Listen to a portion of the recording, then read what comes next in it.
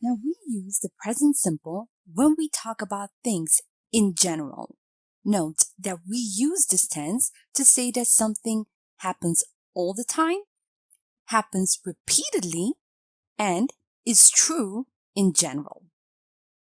Have a look at the example over here. Jane works as a barista. Her shift begins at 7 a.m. Now, in the first sentence, Jane works as a barista is the general truth. And in this sentence, her shift begins at 7 a.m. It shows that this is something that happens repeatedly, all the time.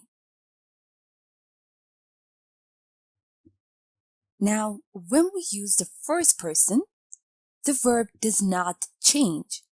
But when we use the third person, he, she, or it, we add s to the verb. Have a look at the example below. I like apples, but my father likes grapes. Father is in the third person, so we add s to the verb like. And over here, I is in the first person, so we do not change the verb like. But when the verb ends in o, s, ch, sh, or x, we add es to the verb. For example, in this sentence, we have, my sister watches TV in the evening, and my brother does his homework. Note that we added es to the verb that ends in o and es to the verb that ends in ch. Remember that such verbs as to be and to have are irregular. Have a look at the table below. I am, we are, you are, you are, he, she, it, is, they are.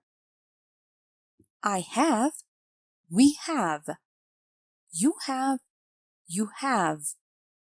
He, she, it has, they have. Note the difference between be and am. Have a look at the differences below. I have got a car. I have a car.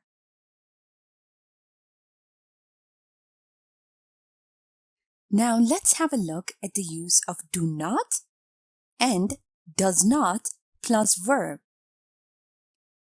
Have a look at the examples below. Let's start off with a positive sentence. He gets up at 6 o'clock every morning. The negative form of this sentence would be, he does not get up at 6 o'clock every morning. He gets up at 7. And the question form, does he get up at 6 o'clock every morning? Another question form, when does he get up?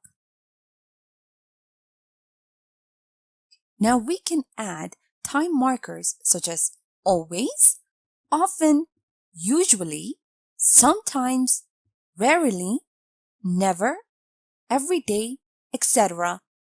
to the present simple tense. Let's have a look at the examples below.